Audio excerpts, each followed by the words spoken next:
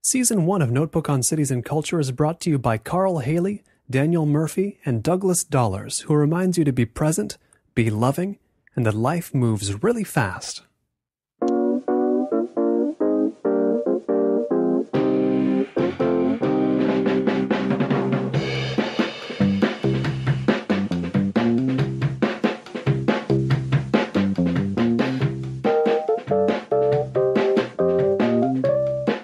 So how far can you trace it back? What's the first time you can remember where you did something, said something, or thought something that strikes you now as characteristic of a cinephile? I can tell a story that I think gives me cred both as a film lover and as a comedy nerd, which I am. It was fifth grade, I think, and I'm waiting at the bus stop. And I'm talking to my friend, but friend in the way that, like, in that age, he lived near me, so we hung out in the afternoons. But like, geographical friend. Yeah, well, he's the kind of person. Once you grew up, and had more of a friend pool to choose from, I wouldn't have really hung out with this guy. He might add you on Facebook one day, right? He was the type of kid whose dad would take him to R-rated movies, even though he was in fifth grade, which I was jealous about because my parents were actually rather strict about that. But he was making fun of me because he got to see Terminator 2 and all this stuff, and I was into Ghostbusters. I was into trying to think what else, but I was into comedies, and he was making fun of me for the movies that I liked. And he was also much tougher than I was, but I shoved him, knocked him down. And then he popped right back up and hit me in the face, and then the bus came. In as much as there was a fight, I lost it. But the fact that his making fun of my movie taste was enough to get me, a typically nonviolent person, to shove him was maybe the most immediate cinephilic thing that I had done up to that point. It's Notebook on Cities and Culture. I'm Colin Marshall, sitting here in the North Hollywood home of David Bax, co-host of Battleship Pretension, the film podcast by or from, I forget the line, two guys who think they know more than you do, and the co-host of Previously on the Television podcast. He's a film and television critic, as we discussed briefly off mic before recording. And of course, this follows up the previous interview where you heard me talking to Tyler Smith, the other co-host of Battleship Pretension, at a Denny's. Well, we're in the same city now, but just a couple miles away. And David, that story of the fight, your fight for your cinephilic honor, they're shoving, but that's not. It's different in setting and in accoutrement, but not so different in kind than a lot of the debates you encounter on the net today, right? Like, your taste is worse than mine. No, I'm going to shove you. Yeah, that's There's a film critic who's a very divisive isn't even the right word. Most people just hate him. A guy named Armand White. You probably know who he is. And there's a lot to dislike about what he writes and what he chooses to champion in film, and what his motives are for doing so. But he's been on the Slash Film podcast a couple of times. In the most recent time, he was talking at length about how his general dislike of internet film criticism is that it's not criticism, but it's not coming from the place of him being a Luddite or him being just old-fashioned or whatever. He characterizes most internet film discussion as not being discussion, being people asserting the most aggressively that they are right and anyone who disagrees with them is wrong, and they're not interested in discussing something. So in that sense, I largely agree with Armand White. There are people I follow on Twitter, in fact, internet film critics, who will they set my teeth on edge because they'll talk about every movie as being, if they like it, then it's insanely awesome, and if they don't like it, then it's complete. And I'll use a word I'm not going to use on your show here. Keeping it clean today? I don't know what your you can say what you want, but it's fine. All right, I'll keep it clean today. I think maybe even subconsciously, that's what Battleship Pretension was at the beginning, and hopefully continues to be. Tyler and I recently did our 249th episode, in which we sort of looked back on how Battleship Pretension has changed us, and stuff like that. If you listen to the show, oftentimes we will set up for those who don't know, it's not a film review show. We set up a topic and we discuss it for I say an hour, but often an hour and a half to 2.5 hours. And we, more often than not, don't come to a conclusion where we put a button on it at the end. And that's very much by design. It's also very much who Tyler and I are as people. We're maybe more interested in the discussion than the answer. And I don't want to be accused of tooting my own horn, as the saying goes, but I don't think there's a lot of that type of discussion on the internet. I think the Slash Filmcast does it about specific movies every week. They have their spoiler discussion at the end where everything's off the table. They don't have the review. They actually discuss the film, and I think that's a great asset. It's why I listen to Slash Film every week. But our show is about broader topics, and that's, I hope, the service that we're providing. Now, tell me about the difference between doing that, having that kind of discussion on the internet, shall we say, and having it here in the epicenter of the American film industry. I mean, you're having both at once, aren't you? No, North Hollywood isn't exactly the epicenter, but yeah. True, but you're in the greater Los Angeles area. Let's not split hairs. Yeah, and I don't say what I do, but I do have an industry job. I am here in the heart of it, but I guess there's no way that it can not influence me, but I think I actively try to not talk about that part of a film. To me, it's the same reason I years ago stopped watching special features on DVDs and Blu-rays. To me, my mandate, as it were, as a critic, is to talk about the film, the work as it exists, and anything outside of that is largely off the table for me. Now, tell me about coming to that point. I would imagine, and for any critic, it's the same way. You weren't always that way in your film watching. No, I guess I wasn't always, but I was first and foremost, because when I'm, 10 years old and I'm watching Honey, I Shrunk the Kids 3 times a day, I'm going to watch something 3 times a day. That's it. Yeah. In that case, I'm not thinking about, I'm not comparing it to, and that's not the right word, but I'm not thinking about Joe Johnston as a director. I'm not thinking about the budget. I'm in that sort of pure film enjoyment. I'm enjoying the film, and that's it. And it's a theme that's come up on BP every so often, more often these days, that a film is made for an audience, specifically an audience of non-filmmakers. And if you're a critic, you're going to be not necessarily representing the audience, but you're going to have the audience in mind, an audience full of non-filmmakers. And you might want to take, if not take their position, then at least get close to that in that you aren't dwelling on the production and what went into that and factoring that into the calculus. Now, I want to go back a little bit to something I talked to Tyler about last time, which is both of your time at film school at Columbia College Chicago. And I asked him this, but I want to get your take as well. Is Chicago a better place? Not better. What kind of place is Chicago if you want to be a film viewer or a film critic at more of a remove from the nuts and bolts and grease and sweat and other gross stuff of film production? Chicago is actually a great place to watch movies. Now, Columbia College Chicago, and I don't regret my time there. I think it's a good school, but it is more geared toward people who want to be filmmakers than film critics. Whereas I think a program like UCLA, has more theory in it.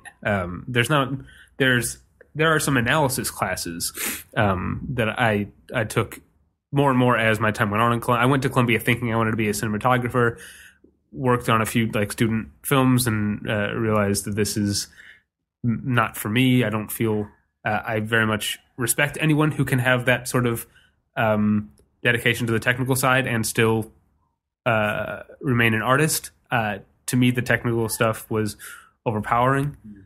As I went on in Columbia, I took more and more of these analysis classes. But Chicago, in general, has, it has a landmark theater like we have here. It has the Music Box Theater, which is great and is now now distributes its own films, which is great.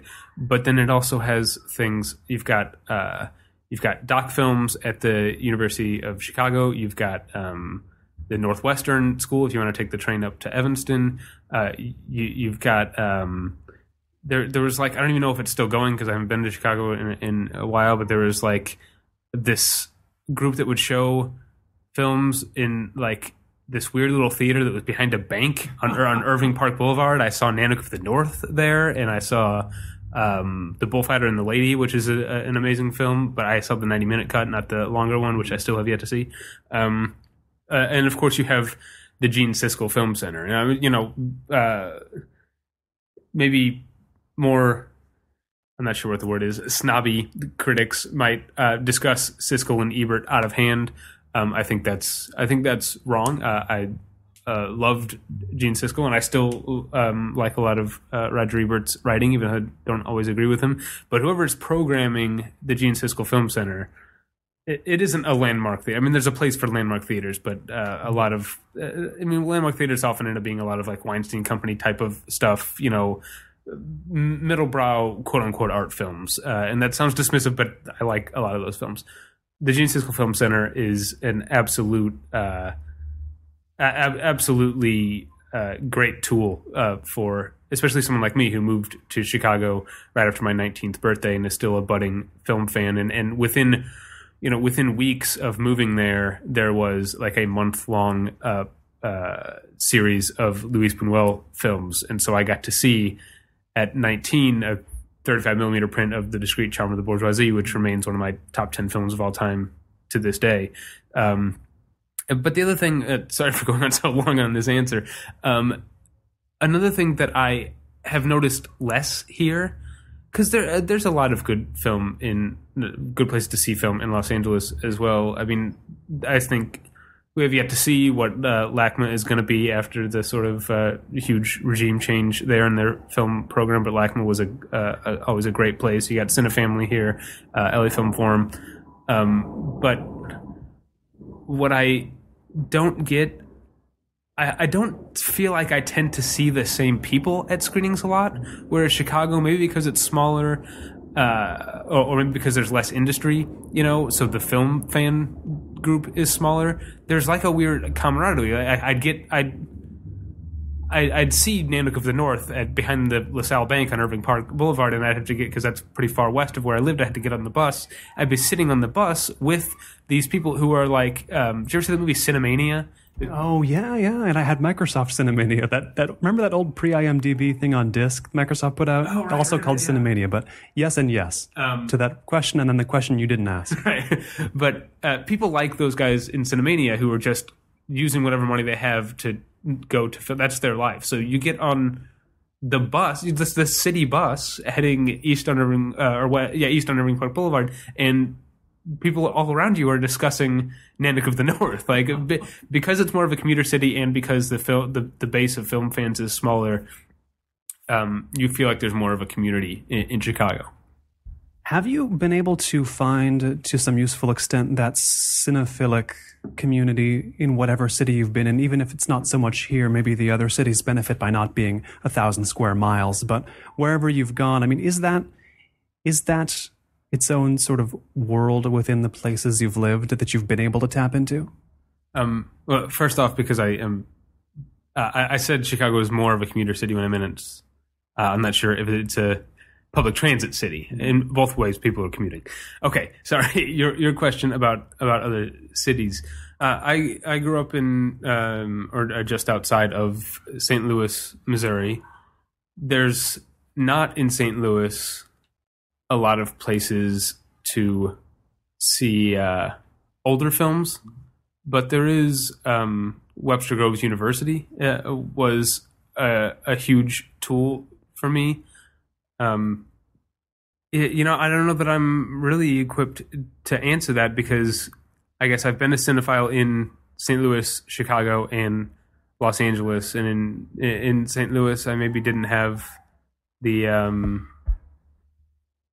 resources or the options. So yeah, I mean, there's the Webster Groves Theater was probably the and the programming there at Webster University was probably the closest I came to a regular cinephile experience. But I don't know if I could go often enough to sense the community. Mm-hmm.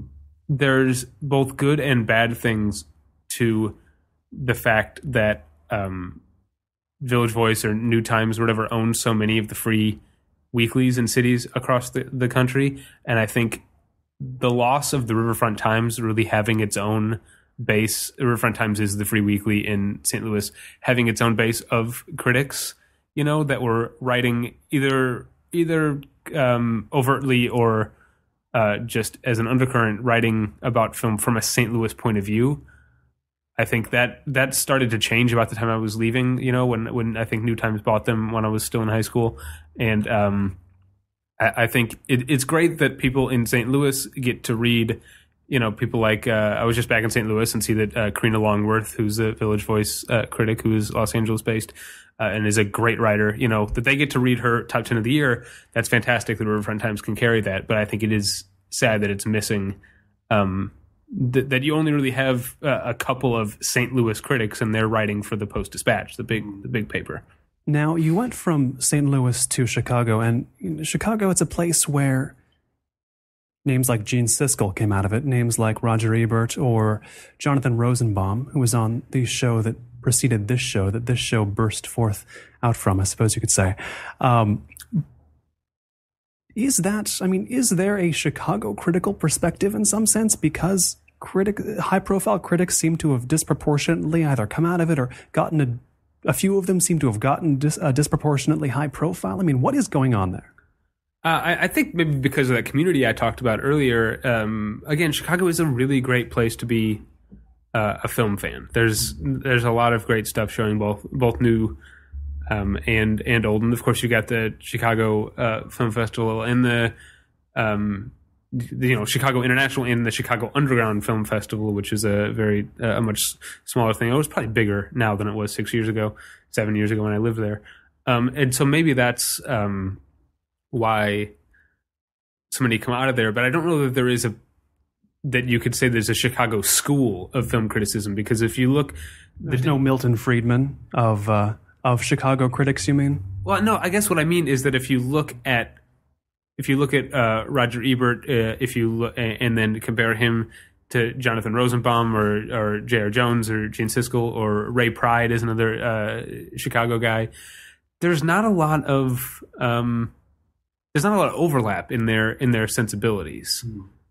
I guess is what I'm saying. So I think it fosters, being a great film place to be a fan, fosters that kind of a devotion, but I don't know that there is a Chicago school of criticism.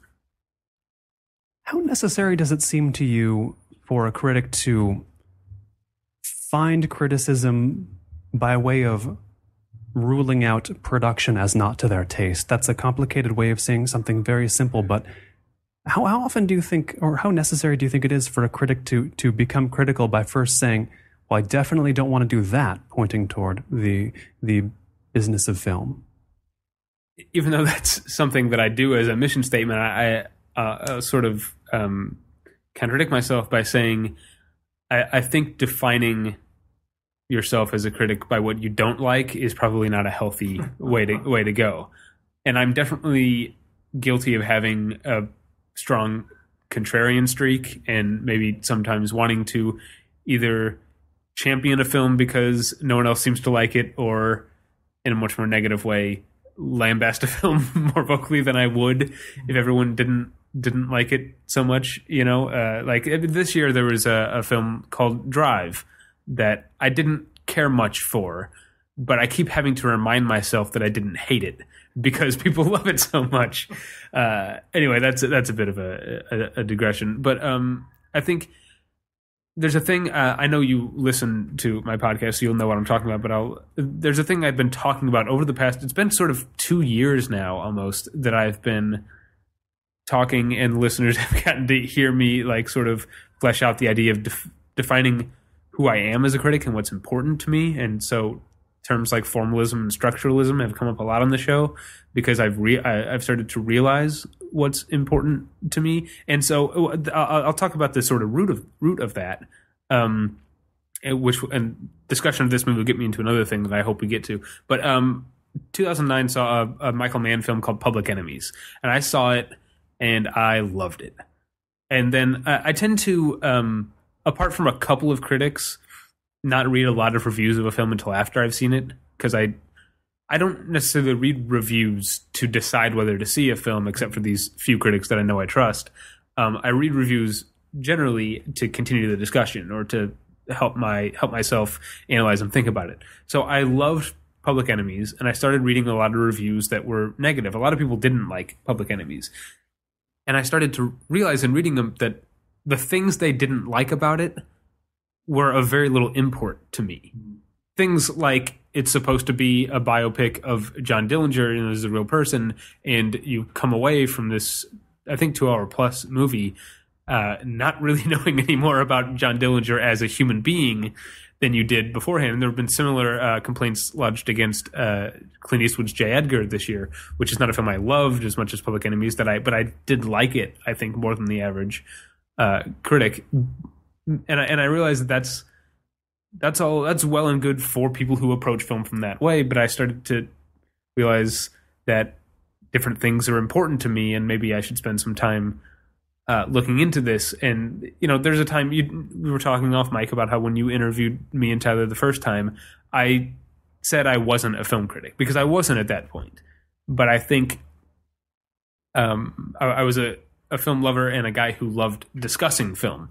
But actually being a critic, I think it took, the more I think about it, the more Public Enemies, it's not my favorite film of all time or anything, but it was like a turning point for me, that film. And I think the repercussions of that line of thought about not, again, to get back to the initial question, not thinking about what I don't like or what I don't want to be, but thinking about who I am, what I like, what defines me, that has led me to being what I would consider myself for the past year or so. I would consider myself a critic. Now, I get what you're saying about formalism, and I share a lot of the tendencies in the films that I enjoy. But to get this to, shall I say, a very common level, I mean, what would you say to someone who said, "Hey, Public Enemies, that wasn't about anything. I didn't learn anything. There was some stuff going on. It was like really pretty, I guess. I don't know. Why would you like that movie? What do you say to them?"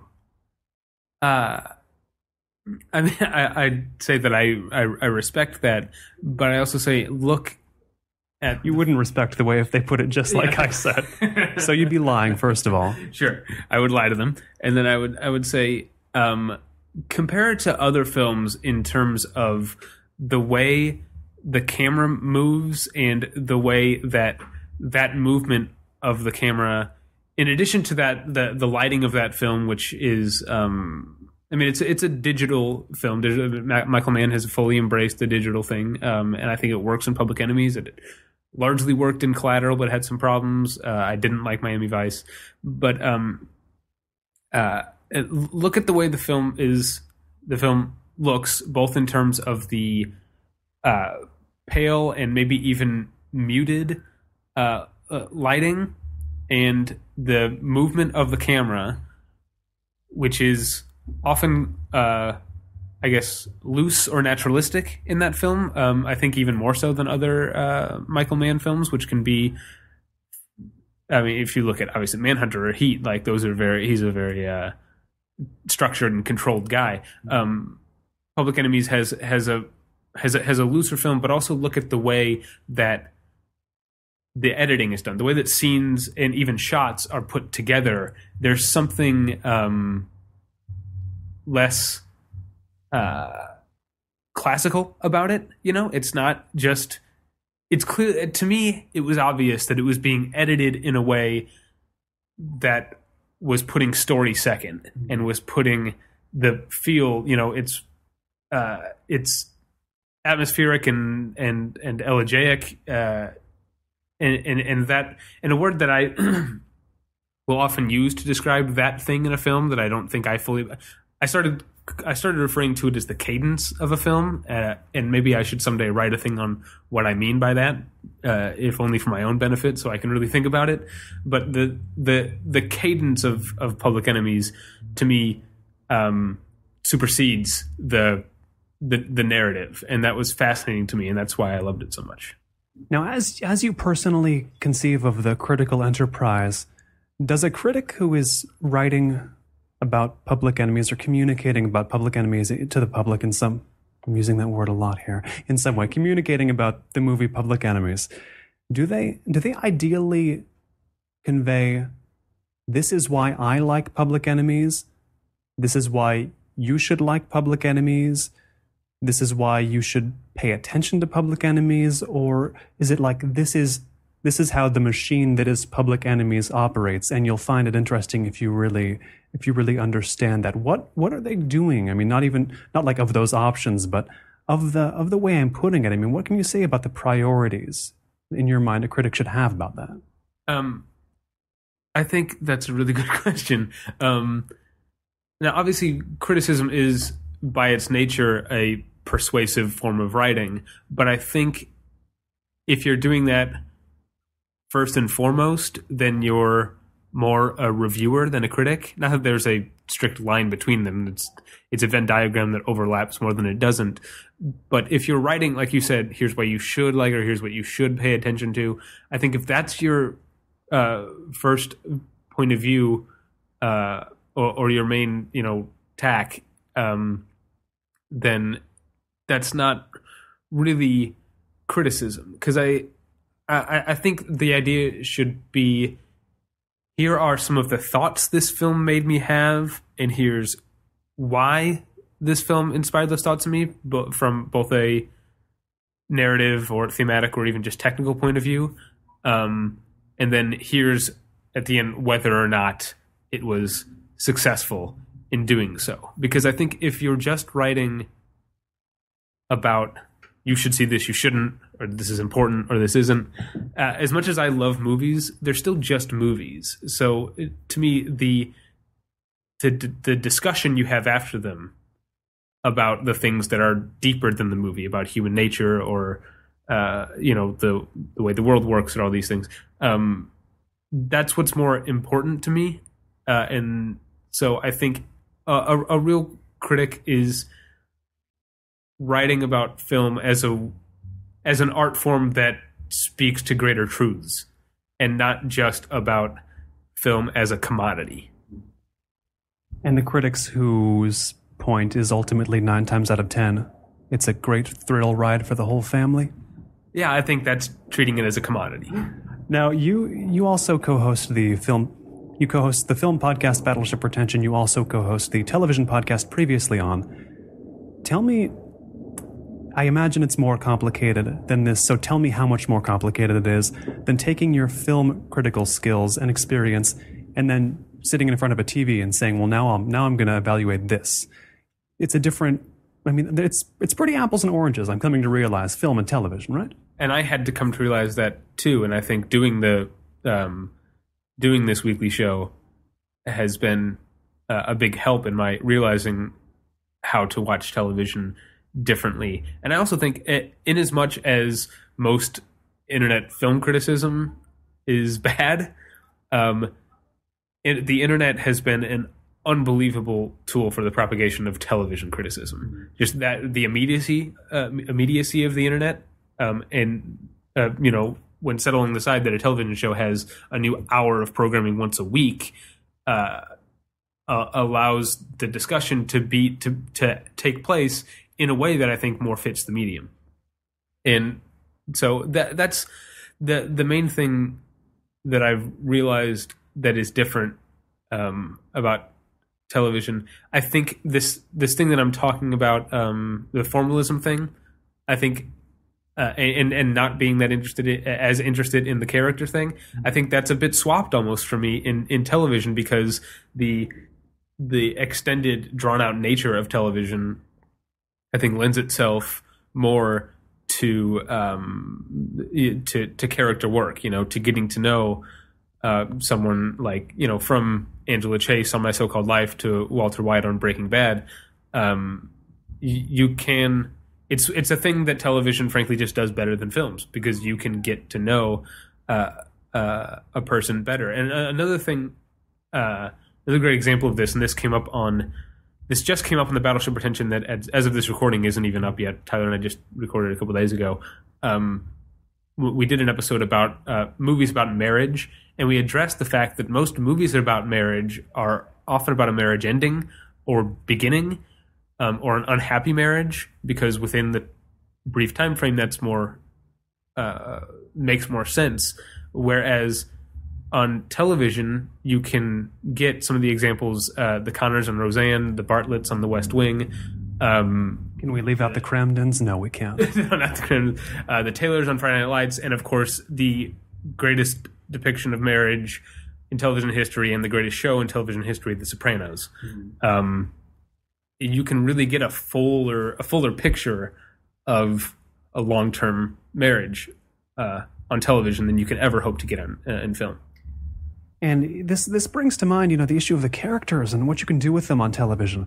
Listening to previously on, I have to admit I don't see a lot of television shows, because the ones I do are ones I can encounter on the internet occasionally. And it's not out of dislike for television at all. It just hasn't been my habit.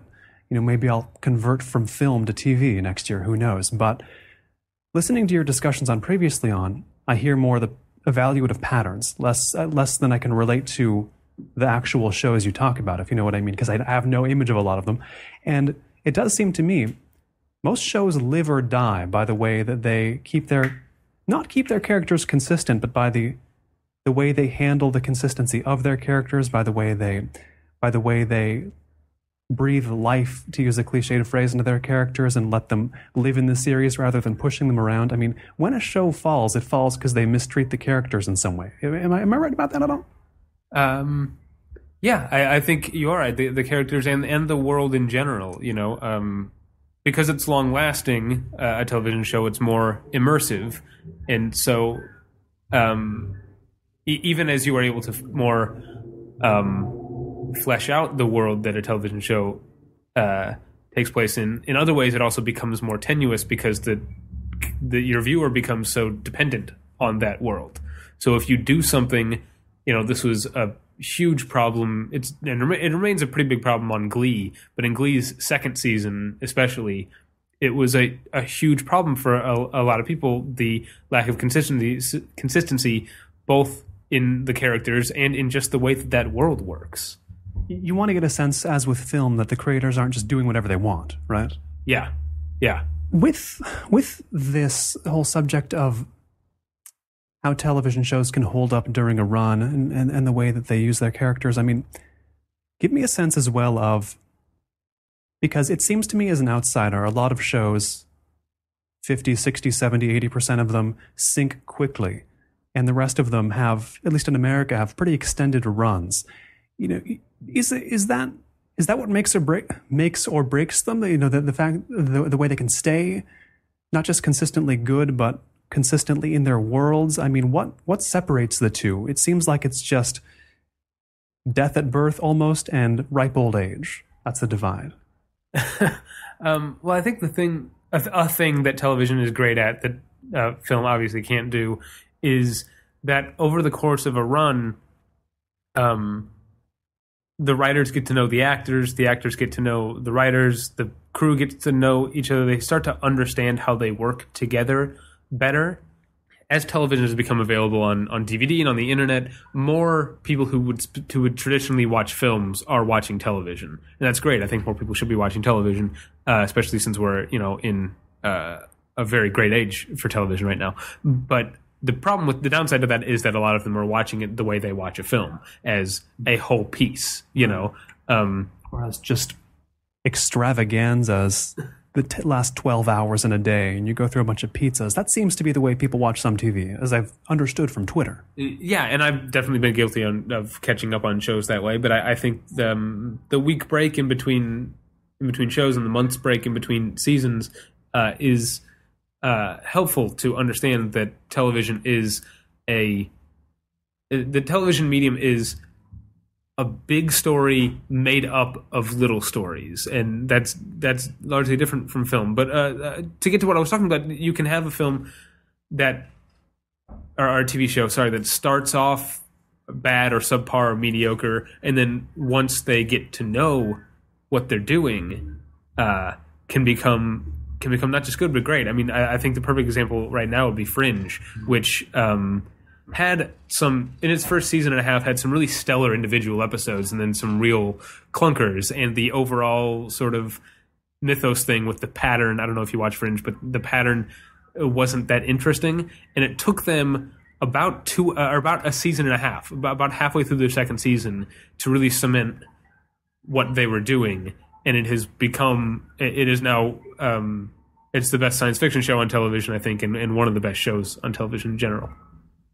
This idea you've mentioned that it's a big story made out of little stories, the way a television series is, it brings a certain argument to mind. I don't know if I believe it, but I want to see how you respond to it.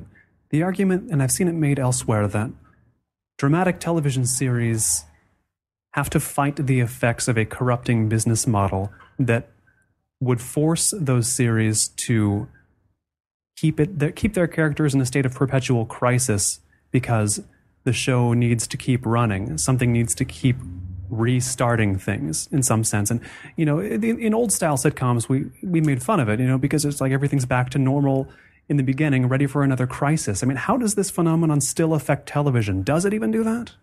Yeah, I mean, I think the cable model of doing shorter seasons helps that a little bit, but it also, I guess it depends who your target audience is, and what network you're on. What their not only what their history is, but also what their requirements are. And a show that gets under 1 million viewers a week on FX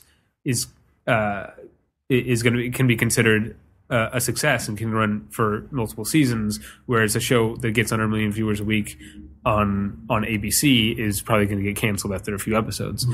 And both can produce high quality television, to your mind, both the ABC and the FX model? Oh yeah, I mean, I think no, I haven't watched it in a few years, but during its heyday, CSI, which I think got disrespected by a lot of so-called high-minded fans, but really just people who are snobs or think they're too good for it.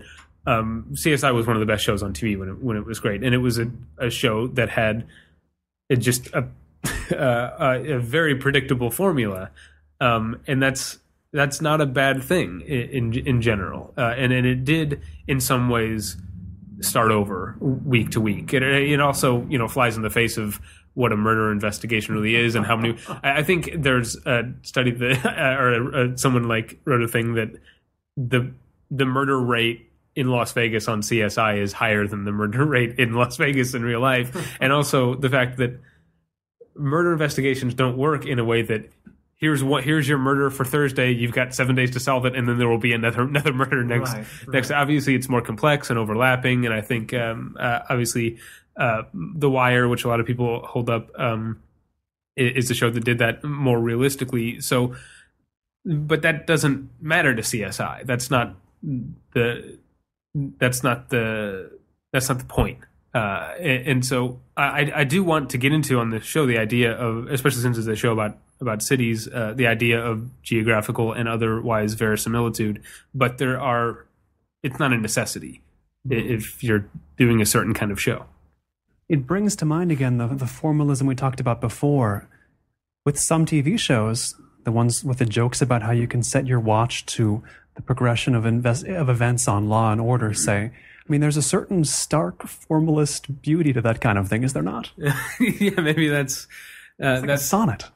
That's a good point. Yeah, or like a haiku has strict rules for how it's done. I have again, this because I say it on Battleship Pretension all the time. But I had a film professor at Columbia College, a guy named Ron Falzone, who was great. I took multiple classes with him. I loved him. And he would often say, there's nothing you can say in cinema that you can't say in genre cinema. And I think a big part of that is that structure, it almost, in a way, it takes care of...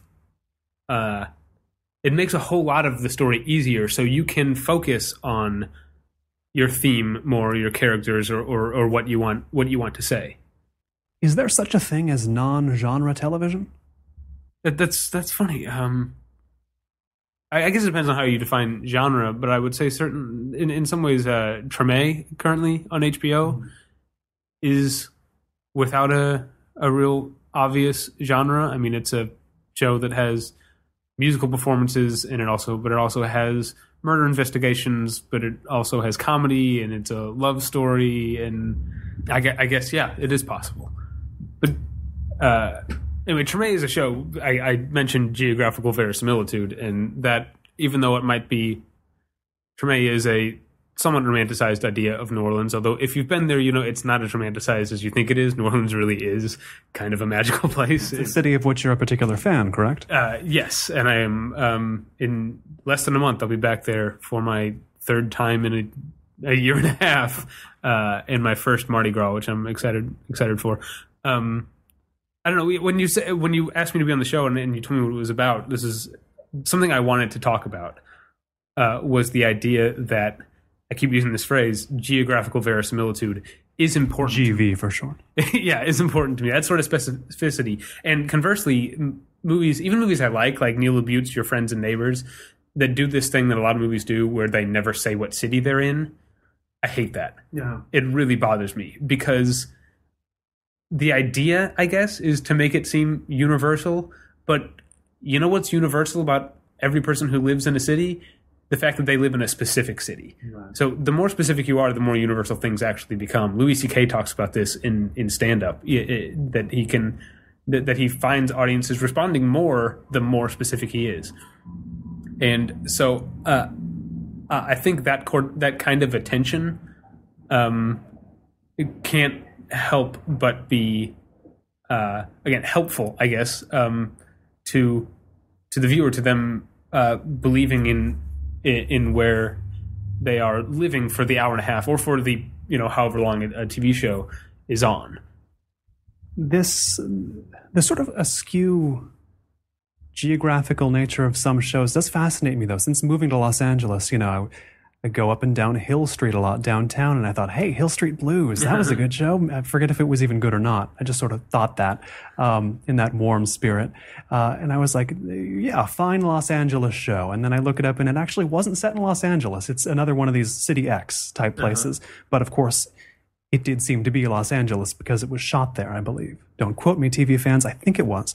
But I also live on a block in Koreatown where they're always shooting New York shows. I see these trucks pull up with like 8 fake NYPD cars on them. And there's something fascinating in that. But how actually in a place does a show need to be to have that verisimilitude? Or can you fake it and still get reality across? I mean, how documentary does it need to be geographically before you really look at a show and think, this is that place? I think you can fake it to a certain extent. I think a show that's on right now, The Good Wife, is a show that shoots in New York but takes place in Chicago. And I think because there's no shortcuts or cynicism to their faking Chicago, they actually feel like they've done the research or have lived in Chicago, and they understand Chicago. So they are able to find parts of New York that look like Chicago fairly well, actually, I think. Because they're doing more than that. Because they aren't just saying, this building looks like Chicago, let's write this like we would as New Yorkers or from anywhere else, and then shoot in front of this building. It'll be Chicago magically. They are writing... Practice not unknown here in Los Angeles. Yes. But they are writing that show as if it takes place in Chicago and actually considering that in the characters. I think that's a big reason why I like that show so much. Who do you or who does anybody look up to as far as television critics? And not look up in the sense that, I worship you, Tom Shales, or nobody worships him, I don't think. But are there Roger Eberts? Are there Gene Siskels? Are there Jonathan Rosenbaums of television? Are there examples of people who think clearly and well and in a high-profile way about television right now? Right now? Or ever. I mean, when you were growing up, maybe. Yeah, I might not be. I'm still newish to television criticism, so I don't know that I have the backup. Maybe my co-host Sean Ingram might actually be able to address that more, because he's been into TV over movies and most other things most of his life. But right now, I think the Onion AV Club is doing a large amount of writing every week, and I think they also should get a lot of credit for not treating, in the way they write, not treating Breaking Bad or Mad Men any differently than they treat Cougar Town.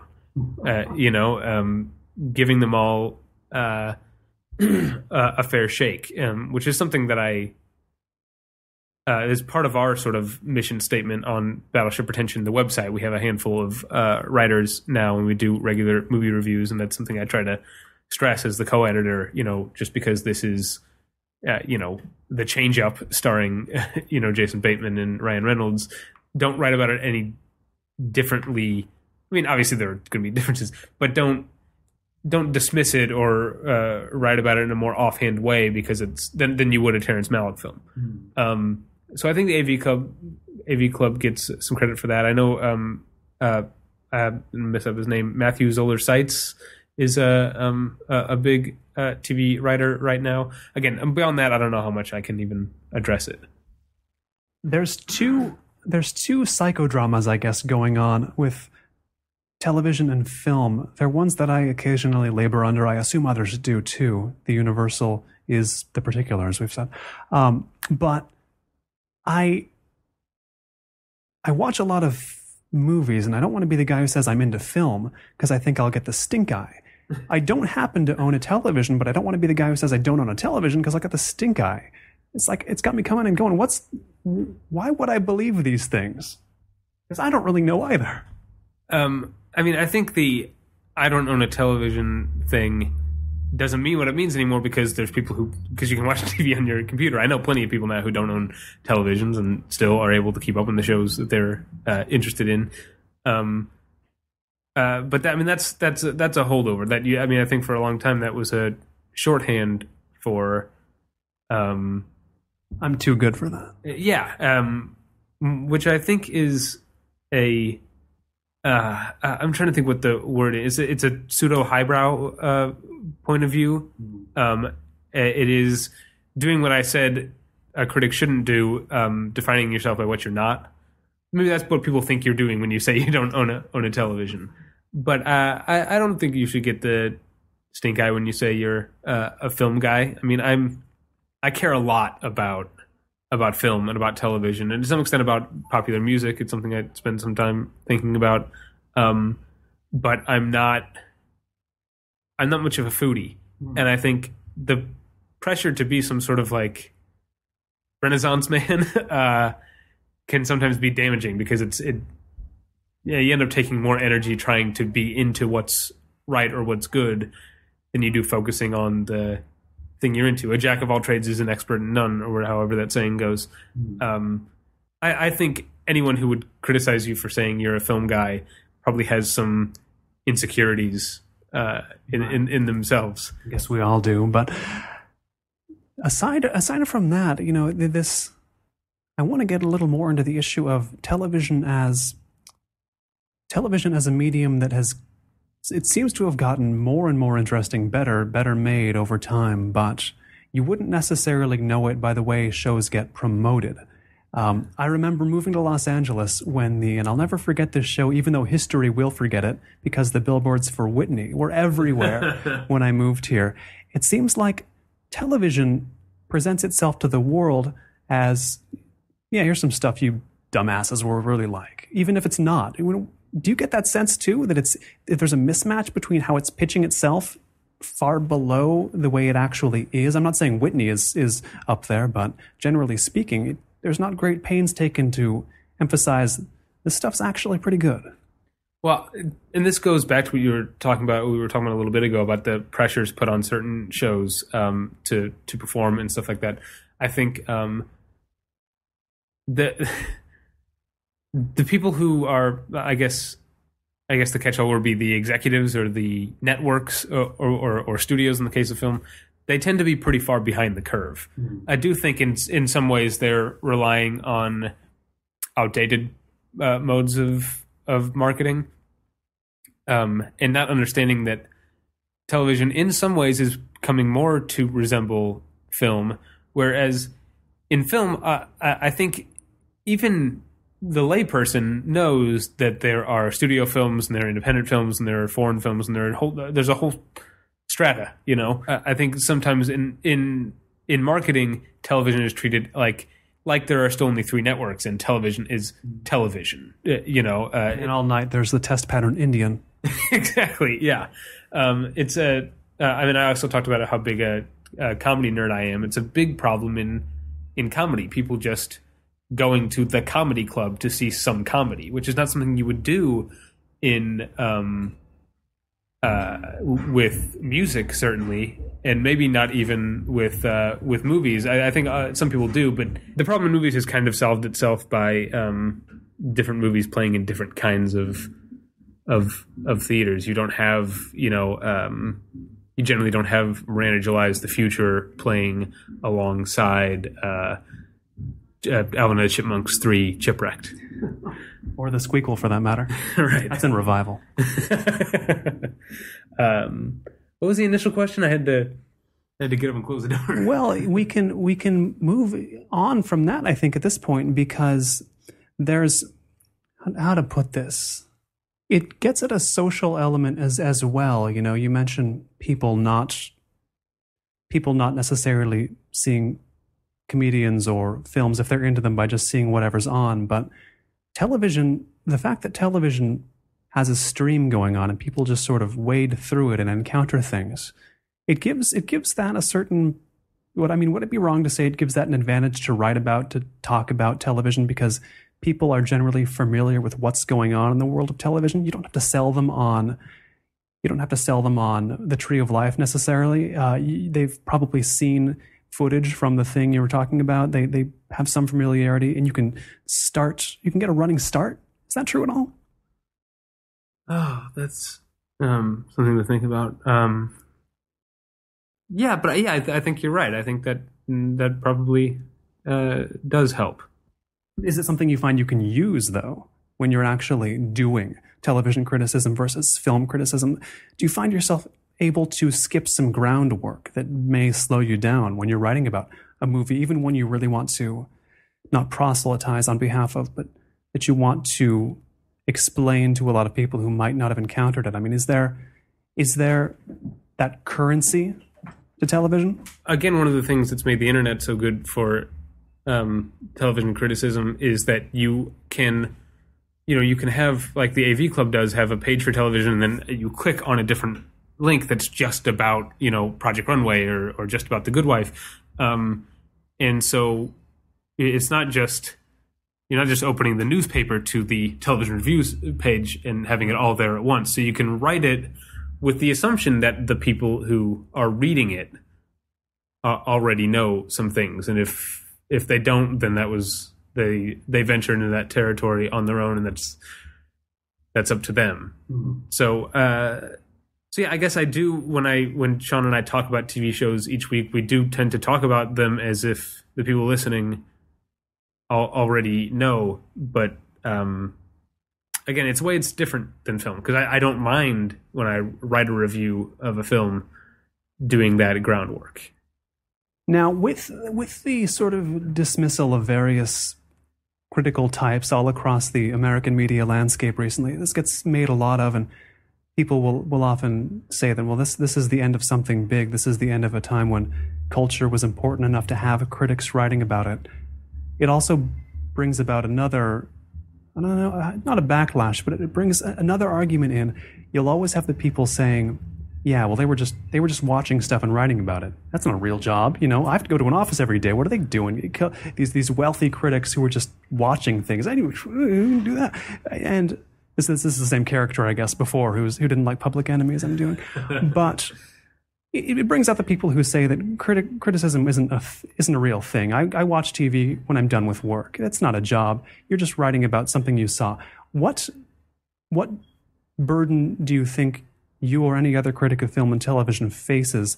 What burden do they face to demonstrate to themselves or others that they have done more than indeed watching and just writing about that, watching and then talking about it? You know, there's a phase there that can remain hidden, but you know, how do you think of that phase?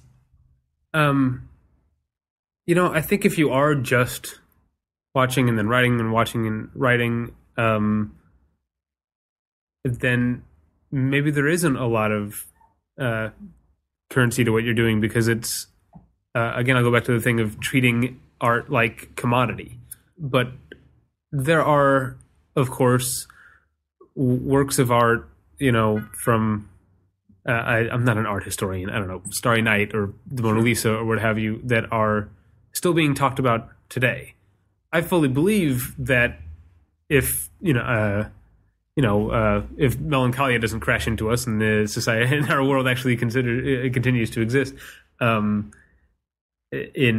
100, 200 years, I believe that The Sopranos will be something that is held up as an important, long-lasting work of art. And I think if you write from the assumption that you are writing, or talk, as I do previously on a Battleship Pretension podcast, whatever medium you choose, if you do it from the assumption that you are doing it in some way for posterity, or at least consider that the thing will be for posterity when you discuss it, that's what makes it worth more than just watching and writing and watching and writing. And in film, there seems to be this sense that even the sort of most day-to-day reviewer will look at a movie and think, is this going to last? Will this be watched a generation from now? With television, you mentioned The Sopranos quite rightly, because people still talk about it as what began the television renaissance of today. But I rarely hear other shows. I mean, I hear The Sopranos brought up, and 24 British shows from the 60s and 70s brought up as the shows that have really stood the test of time. What's the difference there between the media? Between film and television? In terms of this mindset about what will stand the test of time. People talk about TV now so much more than TV that even inspired the TV of now. Yeah, well, I think it's forgotten in a sense. The Sopranos is a turning point. It's a show that almost any television network since The Sopranos has in some ways been influenced by what it did to the medium. But also, Sopranos came along at the same time as television on DVD was making a big thing. I mean, there were television shows available on VHS. I had the complete Twin Peaks. I know, like Highlander and geek shows often that completists would want to have would come out. But for every show, the fact that I could go and buy Scrubs season 2, and the idea that a show wouldn't be available on DVD is almost unthinkable now. I think just the nature of that is helped people to think about it more in that way. That they often have film, which it existed longer. I mean, and I guess home video obviously had been around for film longer than it had for television, but there was already these art houses, revival houses, places like that. There was already a culture of revisiting old films, whereas television so often, I mean, like a lot of the early Doctor Who is just gone. These early shows would just be taped over because it wasn't. It's an important soccer game. The station just taped it over. It happens. Yeah, so that. Yes, in some ways there was an artistic sea change, but also just the technology caught up and made it more possible. And I don't want this to sound too grand, but, with the perspective you have critically with a film podcast and a television podcast, and here we are, as I said, epicenter of American film production, North Hollywood, California, and television production too. I go by several studio lots where TV shows shoot every single day. Do you see, we've talked about the strengths of each medium and how film does certain things better, television does certain things better, it relies more on characters, but do you see, would it be... If someone said there was a convergence going on between film and television, would you say, well, that's a little bit much? Or would you say, maybe? I guess there's a convergence going on in that one doesn't look down on the other as much, or maybe even at all in some cases. Talent is more willing to go back and forth. There used to be, I guess, an idea that if someone was a TV star and then went on to be a movie star, it was as if they had graduated or something. But now, you've got occasionally a Caruso would happen. Yeah, or a Shelley Long, I guess, is the earlier example. But now you've got Martin Scorsese directing Boardwalk Empire, and you've got Glenn Close coming to FX for Damages, and then DirecTV, and big movie stars headlining TV shows, but then you've also got what I think is even more interesting, directors like Brad Anderson or John Dahl who can go back and forth. Brad Anderson they had a movie out last year called Vanishing on 7th Street that wasn't great, but before that there was Trans-Siberian, which is an awesome thriller film. But also you see his name pop up on Fringe, and Treme, he does some of the best Fringe episodes. And Treme, and then John Dahl, who people know from having directed like The Last Seduction and Red Rock West, a sort of largely overlooked rural noir film with Nicolas Cage and Dennis Hopper that people should check out. It's really great. But also you see his name show up on Dexter and shows like that all the time. And I think that while the artistically the two media are still, and will, I think in some ways always remain very different, there's a fluidity in talent that I think is beneficial to both. I've been speaking with film and television critic David Bax, co-host of Battleship Pretension at battleshippretension.com, and co-host of Previously On show.com. David, thanks for taking the time today. Thank you. This has been Notebook on Cities and Culture. I've been Colin Marshall. You can keep up with all the cultural creators, internationalists, and observers of the urban scene at colinmarshall.org. Thanks. And special thanks to the people backing this season, including Aidan Millman, Andy Cooney, Ben Bartley, Brian J. Dell, Doubt Us Artwork, Greg Bigelow, Greg Linster, Henry Coronin, Umberto Grant, James Faber, Jonathan McCalmont, Mark Larson, Matt Warren, Mia Muratori, Nicholas Croft, Paul Doyle, Ray McGuire, Rob Montz, Robert Foley, Roberto Medri, Samuel Hansen, Sean Dudley, Small Demons, Stephen Ingles, Steve Himmer, TSD, and Wayne Wright.